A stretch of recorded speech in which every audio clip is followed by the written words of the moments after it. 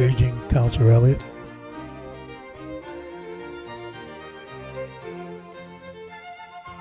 Sorry about that, everyone. 5:05, 5:06, and I know this meeting is only half an hour.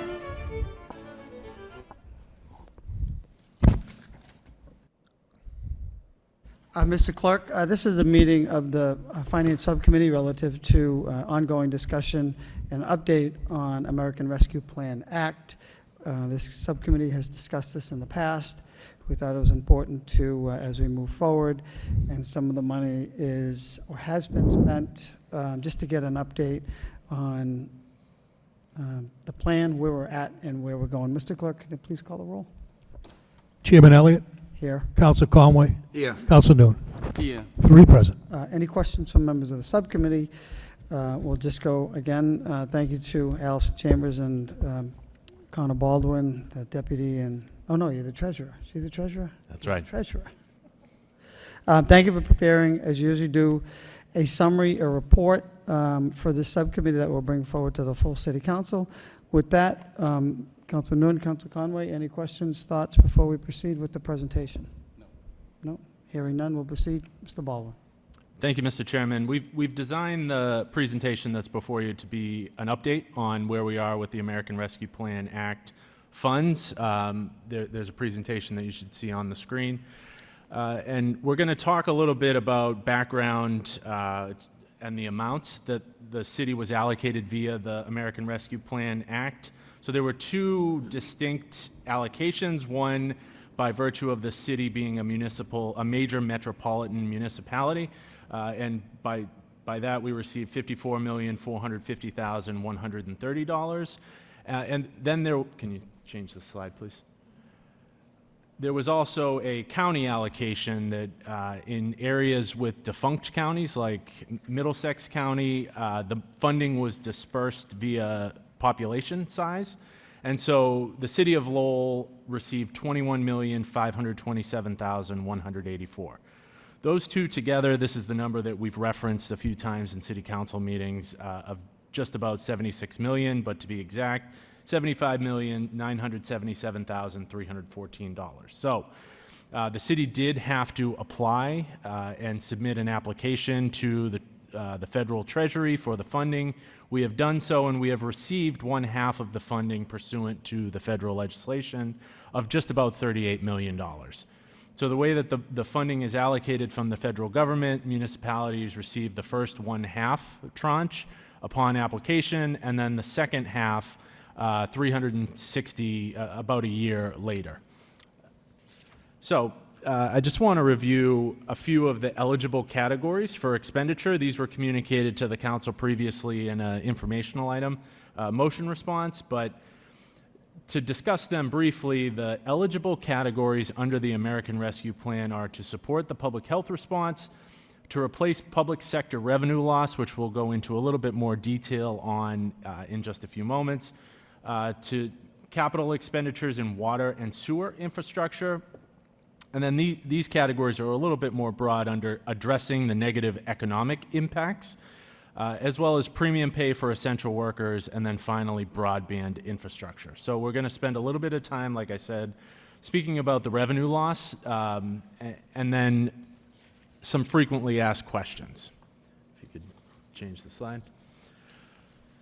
So the Treasury, the U.S. Treasury, has submitted some guidance, released some guidance and some frequently asked questions that we've pulled that may answer some questions that either the subcommittee has, so maybe the council has, or maybe the public at large, have to do with the timeline or deadline for expenditures. So according to the Treasury, the ARPA funds must be obligated by the end of calendar year 2024.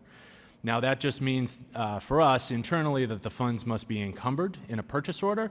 However, the period of performance can run through 12/31/2026, 2 years later, and this is likely relevant to contracts that the city may enter into with not-for-profits for programs or for certain other types of expenditures where, so long as the money is encumbered by the end of calendar year 2024, expenditures can be made thereafter.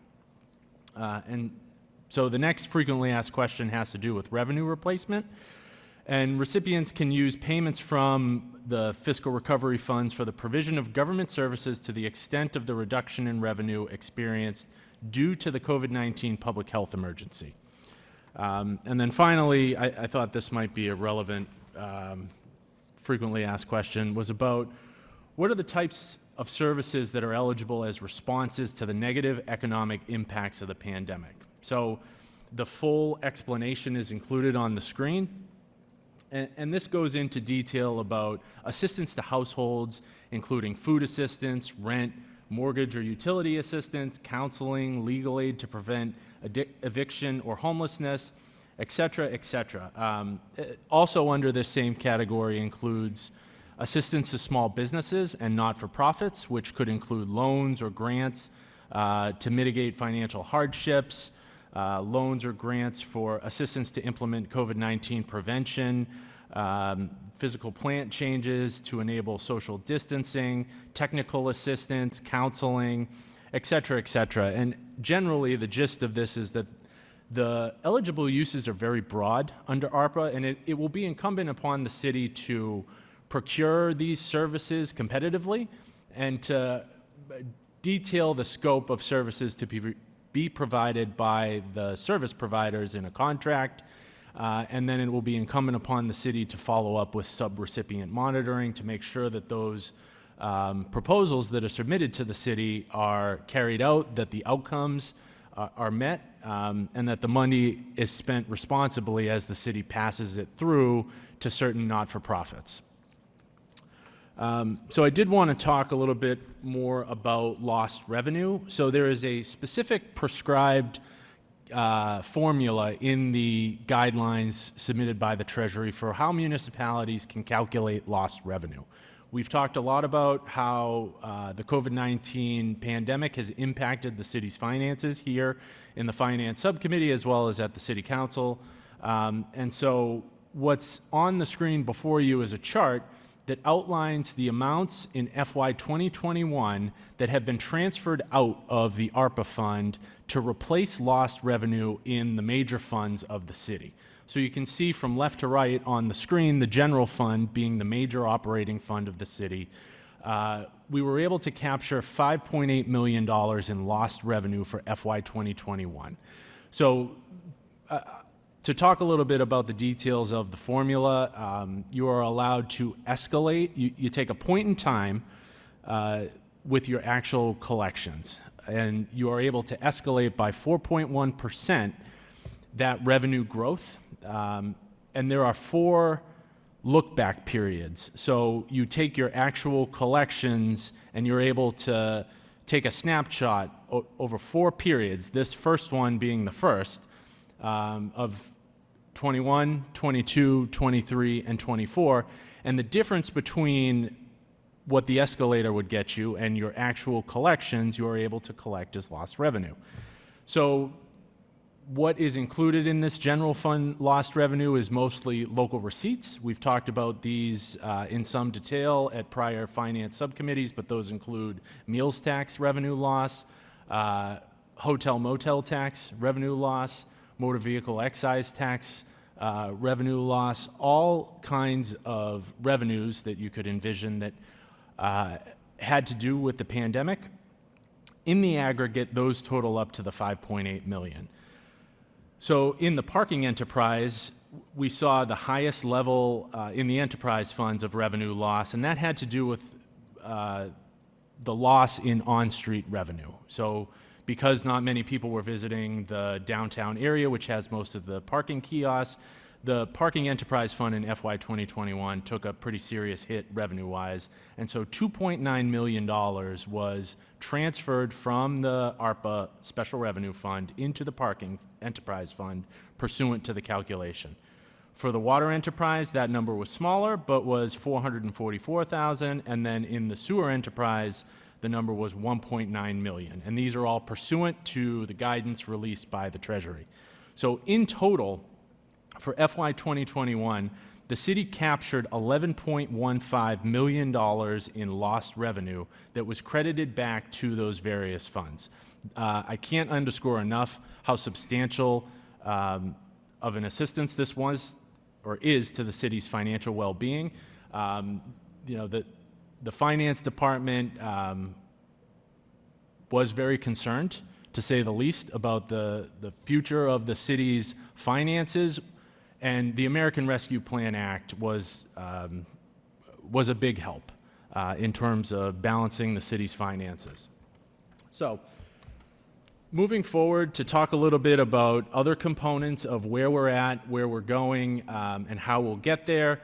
As the subcommittee may recall, the council approved an ordinance to create an ARPA finance manager on August 10th. The city has advertised that position and is currently soliciting applications and interviewing for an individual who will be the point person for managing the future of the ARPA programs, as well as subrecipient monitoring and other components of the plan. The nonprofit subcommittee met on June 22nd, where we received significant input from some of the area nonprofits who told us about how they thought that they would fit, and that is just the beginning of what will be a very robust public input campaign by the city to solicit input from the not-for-profits, from the community, etc. We are currently, as I mentioned, doing a search for that position. We have put a public outreach communication tool on the city website. I would invite anybody who's watching to go to the city website if they have ideas for how the city can best use this funding. Let us know via the form on the website. We're also engaging some survey companies to help us reach out to those harder to reach populations in multiple languages to get their input as to what is the best use of this substantial funding source for the city. And then finally, once that position is hired, we do envision significant community outreach by way of public meetings and additional listening sessions so that we can best use the remainder of the American Rescue Plan Act funding. So that is the conclusion of the presentation, and happy to take any questions from the subcommittee. Thank you. You're welcome. Thank you. Members of the subcommittee? Councilor Conway. Yeah, just very quickly, what is our financial rating at this point as a city? Our credit rating, using the state's rating, which when we issue state qualified bonds, is AA+. AA+. These additional monies, does that have any effect on our rating at all? Does it go up? Is it? In a way, Councilor, I believe it will. One particular thing about these funds, which is not always the case with federal funds, is that the interest earned on funds in the Treasury can be credited towards the general fund. So this significantly helps our cash position. You can imagine that by having this amount of cash, we will be generating a good amount of interest, even at the relatively low rates that we're earning in the banks right now. But to answer your question, yes, it will help the city's financial position. Yeah, because it just seems as though it's a win-win for us. It's obviously going to help a lot of individuals, businesses, and so forth, organizations, and it also helps the city too. It gives some additional strength, should we say, financial strength. So, again, and by the way, thank you very much for the presentation. Excellent, and I think it kind of brings it right to light on exactly what's going on at this point. So, appreciate that. Thank you. Councilor Noon. Thank you, Mr. Chairman. Connor, thanks for the presentations, but also I'd like to know, I know that at last progress and update or next step, you mentioned that there's been meeting with nonprofit and they provide some input back in June 22nd. Would it be possible for the council to get those input of the nonprofit? Also, the position, the finance manager, is it still open? Or is it a deadline already, and how many have applied for those positions? Through you, Mr. Chair, the position, I believe, was advertised open until filled. So we keep it up on the website, and we've engaged some additional outreach efforts through LinkedIn and through some other sources. And we have received applications that we're reviewing, and we'll be doing interviews. But the application is still out there for people to apply. Is it true that when the finance manager is high, the individual will then continue to have seek public input and or nonprofit input? Is that correct? That is correct. We do, as I mentioned, envision a very robust public input session. It's very important to the city manager to get the input of the community. Well, thank you, Mr. Chairman. You're welcome. Could I just go back to, I have a couple of questions. I may have been taking notes. The water and wastewater, about 2.3 million, almost 2.4 million. What are those deficits attributed to? Is it users? Are they other communities that haven't paid? What is the source of those deficits? So there is a couple of things at play there. One being a fluctuation in usage, and two being that the formula that was prescribed in the guidance allowed for a 4.1% escalation in terms of how you can benchmark the revenue loss calculation. So it is not always the case that the city sees a 4.1 increase in revenue. However, in calculating the revenue loss, the federal guidance allows us to calculate that delta. And so a portion of it is a result of that, a function of that calculation. Makes sense. Okay. And secondly, maybe just dovetailing on what Councilor Noon was talking about, item 4, 5, and 6 on the last page, or bullet, I should say, progress update, next steps. So once the once the finance person is hired, that's when we're going to sort of jumpstart, if you will, the community outreach process. However, item number 4, it's currently taking place. There is some outreach vis-a-vis the website. Surveys, are those going out or are those not going out? As of right now, they have not, but they will, I That's the envision, plan. within the next few weeks. Okay. Okay, that's good. That's good to know. And I think this is a good update. I think it's good to know that we're using some of the money. And until we hire somebody, we're going to sort of sit tight, plan for public outreach, and to take comment, concerns, issues. Tell me what the next step is.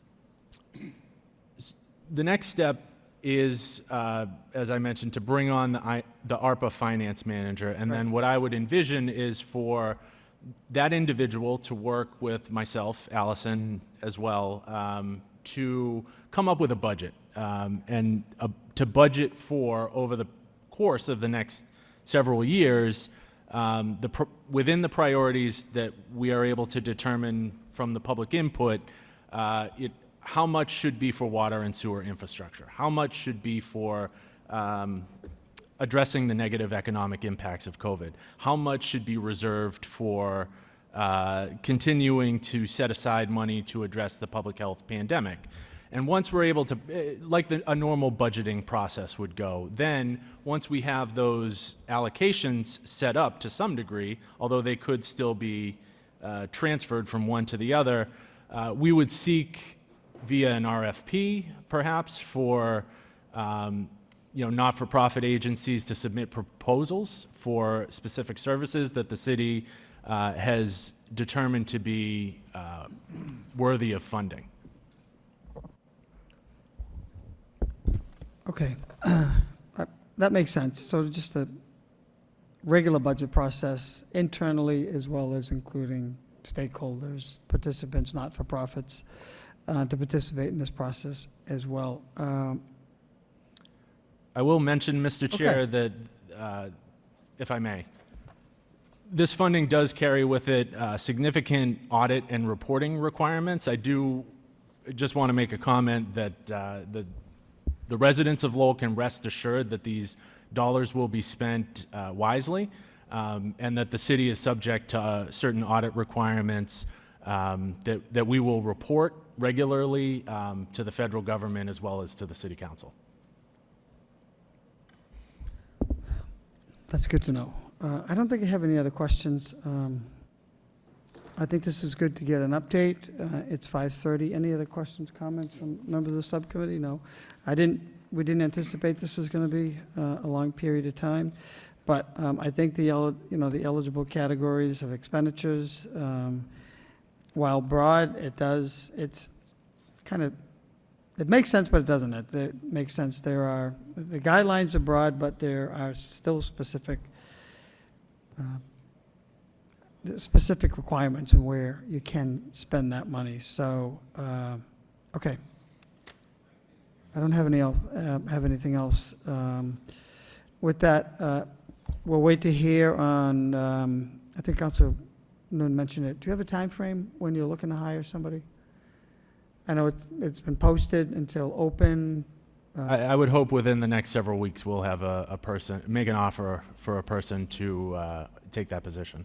So presumably within, the December time frame, January, you'll not have sooner. somebody, and we'll begin the outreach, or a more extensive outreach process. That'll be coordinated through the city manager's office. That's right. All right, Correct. good. I thought I had one more question, but it's just not coming. Oh, I do have one more. The general fund, 5.8 million. Can you give some examples of where those deficits existed? Sure. I know, whether it was a couple of like meals tax, hotel tax. I get that. People were staying home. Yes, so meals tax is certainly one of them, hotel motel tax, but it was really, and I'll make sort of an aside comment here, at a finance subcommittee not too long ago, we presented the Collins Center forecast update. That exercise that was funded via a grant was incredibly useful in terms of preparing us and positioning us to present this data for calculating the revenue loss, because that's what we were doing during this project with the Collins Center, was calculating the impact of COVID on our finances and integrating it into our forecasting models. And so the general fund, when it came time for the city to make the transfer and to provide the documentation for that transfer, we were well positioned, which was how we were able to move quickly in FY 2021. It was mostly the local receipts categories, so not necessarily local aid or the tax levy, but local receipts, which are things like the local excise taxes, like we've mentioned, but also licenses and permits. I'm drawing a blank for other categories. Those were the major categorical types, licenses and permits, as well as the other types of taxes. Did you mention motor vehicle excise, penalties and interest on fines, as well as interest earnings, and some other categories were all areas where we were able to generate revenue replacement. Okay. That in the aggregate totaled the 5.8 million. Okay, good. If there's nothing else, I know there's another subcommittee meeting. We'll look forward to further discussions. And in closing, I will just say one of the categories, I know there's been a lot of discussion about it, behavioral health care and certain public health and safety staff. As we talk about mental health services, substance abuse services for people in the community, seemingly this would be one category that would make those services eligible. That is correct, Mr. Okay. Chair. All right. Substance abuse and mental health have a very clear fit under the guidance. Great. Okay, that's good. I don't have any other questions. Or I do, but we're up against the clock. So, motion to adjourn by Councilor Noon, second by Councilor Conway. All those in favor signify